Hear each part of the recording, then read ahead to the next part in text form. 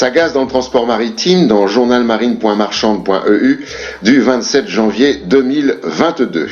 Malgré l'intensification de la réglementation en 2021, en 2020, l'augmentation des émissions de CO2 générées par le transport maritime a été de 4,9% par rapport à 2020. Parmi les segments du transport maritime qui ont enregistré la plus forte hausse de leurs émissions figurent les méthaniers du fait de la forte demande en gaz, les porte-conteneurs et les vraquiers portés par la forte demande de transport. Ajoutons que 75% des flottes de pétroliers et de vraquiers ne sont pas conformes aux normes. Rappel des enjeux, la marine émet 9 409 000 kg de CO2 par seconde, il y a 100 000 quarts d'eau qui naviguent dans le monde, la navigation marchande représente environ 7% de tout le SO2 et 11-12% du NOx, l'oxyde d'azote, émis dans le monde. Dans le domaine du transport maritime comme dans d'autres, on ne voit pas ce qui pourrait faire basculer le business dans le cercle de la vertu. Pétrole partout, au clair nulle part, dans le monde.fr du 31 janvier 2022. Dans le nord-est de l'Équateur, la fuite d'un oléoduc pollue 21 000 m² de l'air naturel protégé de Cayamba Coca. Le brut a également souillé la rivière Coca, une rivière majeure de l'Amazonie qui se jette dans un fleuve, le Napo, lequel alimente en eau de nombreuses communautés. Une superficie de plus de 4000 km², le parc national de Cayamba Coca est à cheval sur 4 provinces, dans une zone de montagne et de forêts humides dans le bassin de l'Amazone, entre 600 et 5790 mètres d'altitude. Une centaine d'espèces de mammifères y sont recensées, tapirs, cougars, ours, condors, et près de 400 espèces d'oiseaux.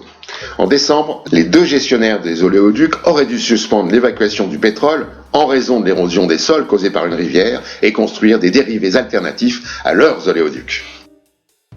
Batterie européenne à plat dans le temps.ch du 1er février 2022. Pour supprimer les moteurs à combustion d'ici 2035, il faut fabriquer des batteries pour les véhicules électriques. D'ici 2030, l'Europe vise 25% de la production mondiale de batteries contre 3% en 2020. L'explosion des besoins en métaux sera particulièrement sensible pour le cobalt, 83 000 tonnes par an, le graphite, 610 000 tonnes par an et le lithium, 61 000 tonnes par an.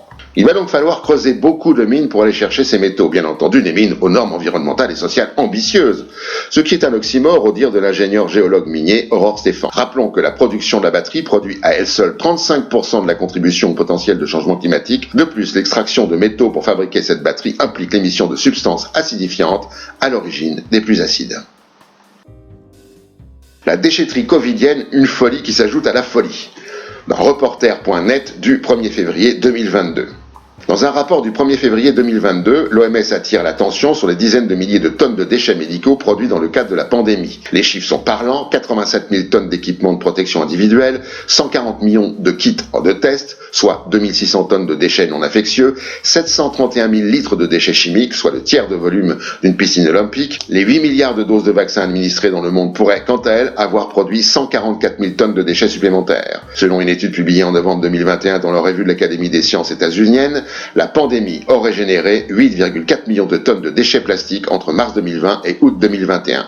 26 000 tonnes, soit l'équivalent d'un troupeau de 4 500 éléphants, auraient depuis atterri dans l'océan. Selon l'OMS, 30% des établissements de santé dans le monde, 60% dans les pays les plus pauvres, ne seraient pas convenablement équipés pour gérer les déchets. Pollution de l'air, détérioration de la qualité de l'eau, explosion du nombre de nuisibles porteurs de maladies. Si seulement l'épisode Covid pouvait rejoindre les poubelles de l'histoire.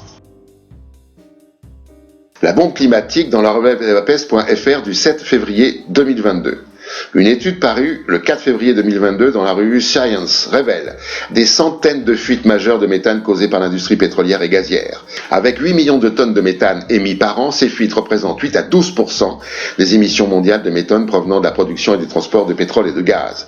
6 pays sont à l'origine de la majorité des fuites, le Turkménistan, la Russie, les États-Unis, l'Iran, le Kazakhstan et l'Algérie.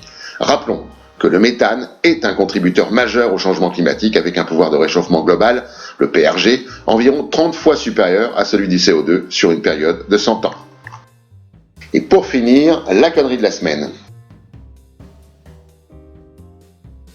À la prochaine fois.